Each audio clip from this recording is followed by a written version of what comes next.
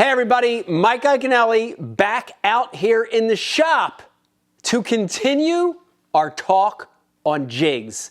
And this is the third part of the Ultimate Jig series. You know how I feel about a jig. It is for sure one of the best bass baits ever created, one of the most versatile, use it anywhere, anytime, and it will catch fish.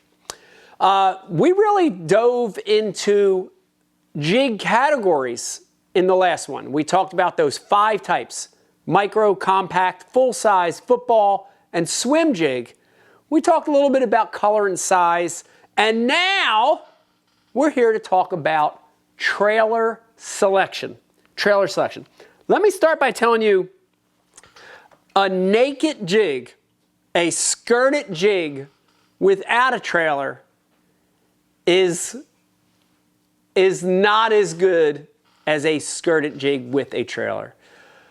A trailer enhances the jig, it gives it more action, it gives it more appeal, and just to put it in regular terms, I never, not once, never, ever, ever do I fish a jig without a trailer.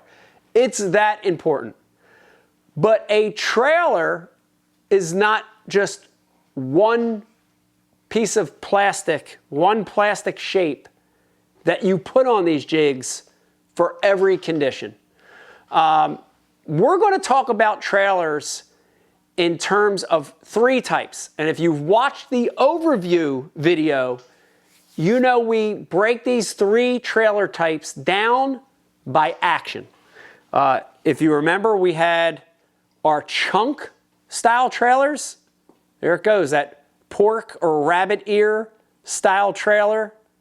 And we classify this one as a non-action or neutral action trailer. Very little movement to it, just more of just a steady fluidity.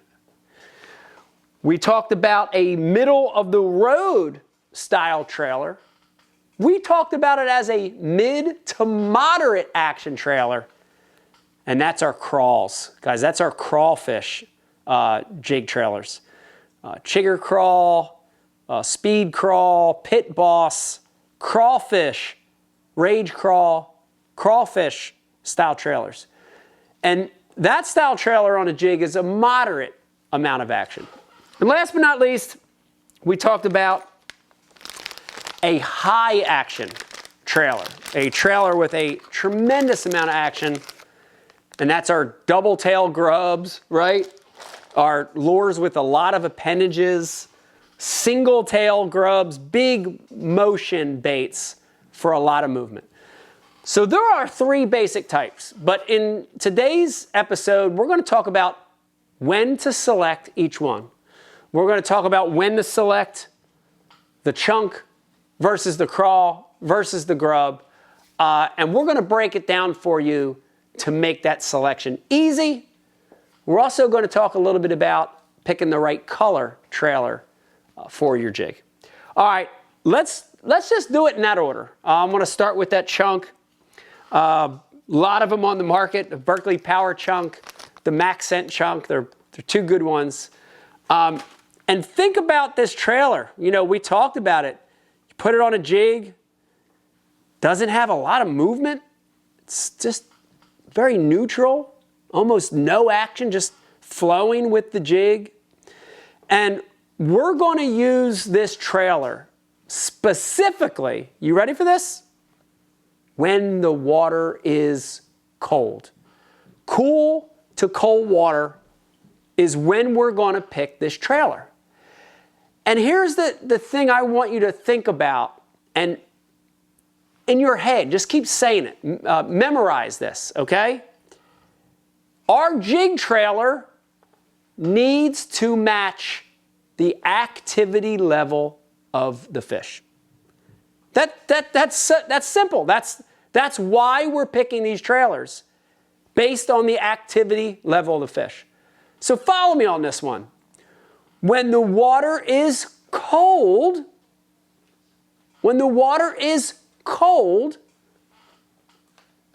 that metabolism of that fish is low. His activity level is low. That fish is moving slower. And not no action, but he's slowed down. The food that fish is eating is moving slower. That crawfish is scooting slower. The bluegill is everything's slowed down in cold, cool water. So when that water temperature is at its coldest point of the year, late fall, winter time, early spring, that's when we're picking the chunk, okay?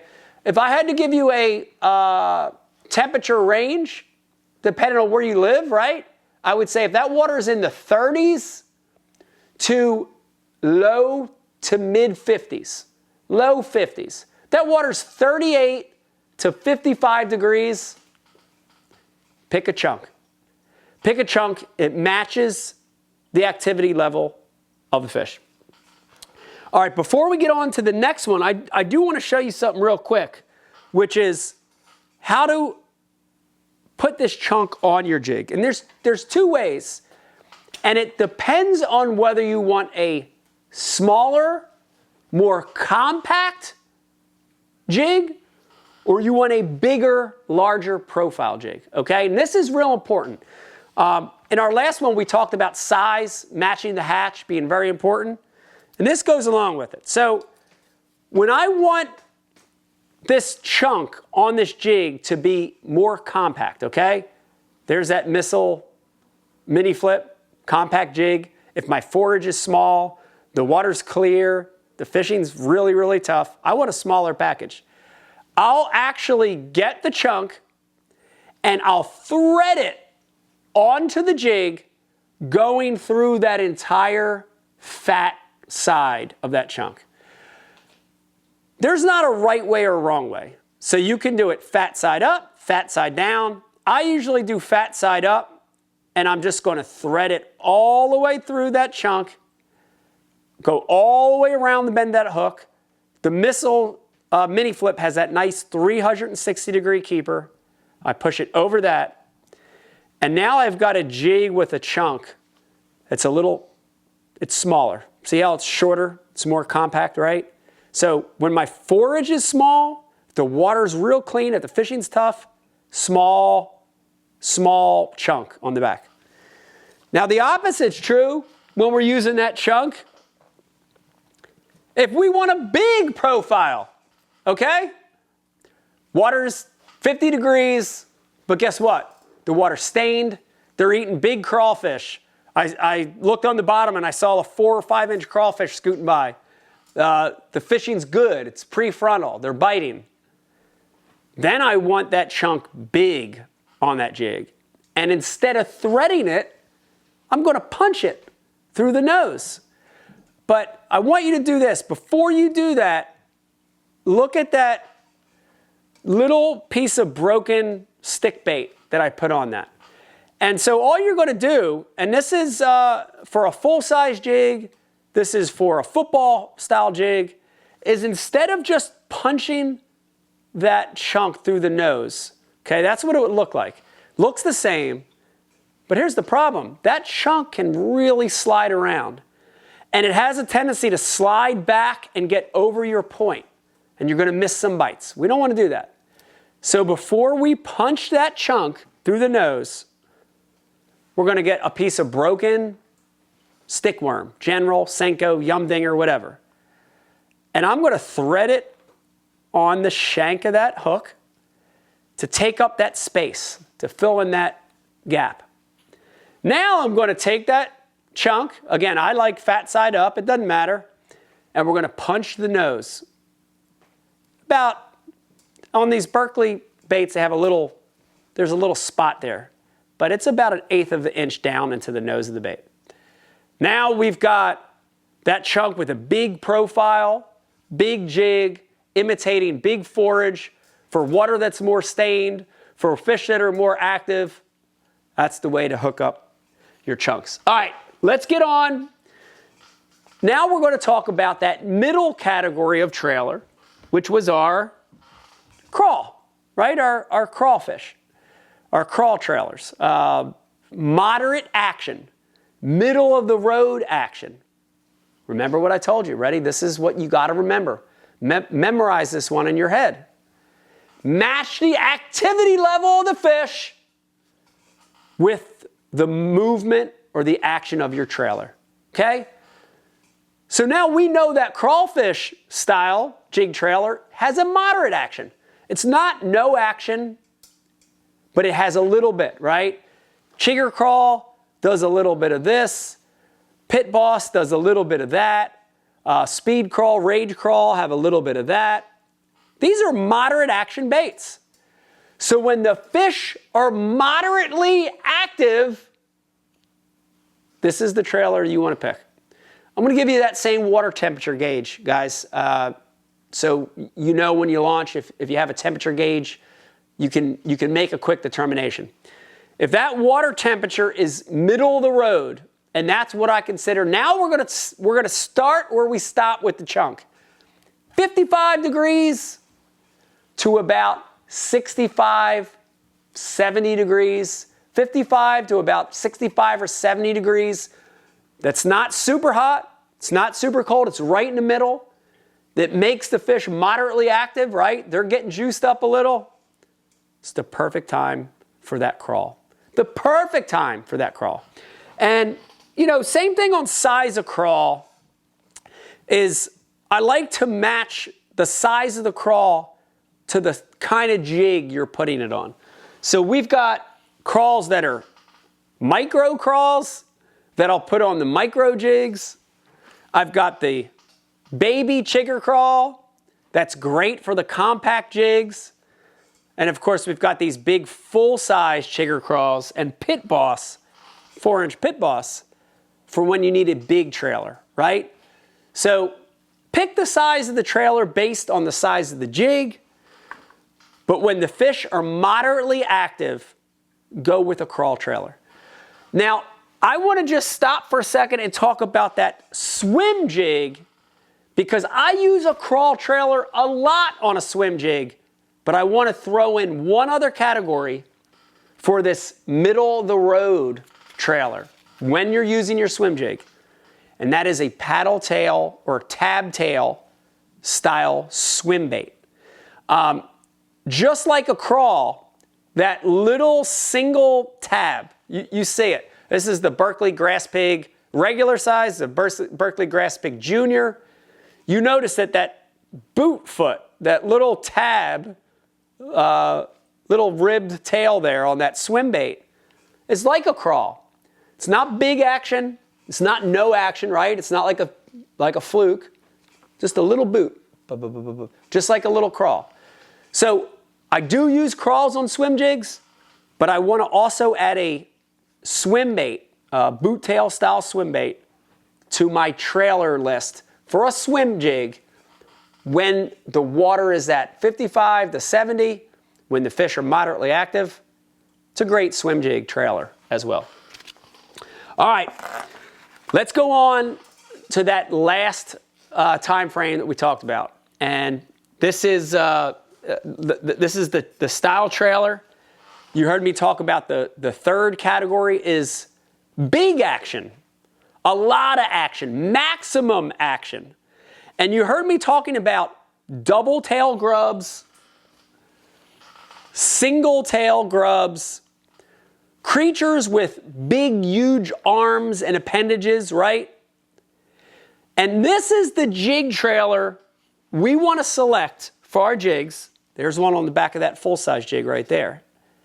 We want to go with that big action trailer, maximum action trailer, when the fish are at their maximum activity level, right? Remember it? I'm going to say it one more time. Match your jig trailer with the activity level of the fish. So this last one is when the fish are super pumped up, when they're super juiced up, when they're chasing, they're swimming, they're feeding. And we're going to pick this trailer when the water temperature is at its warmest of the year.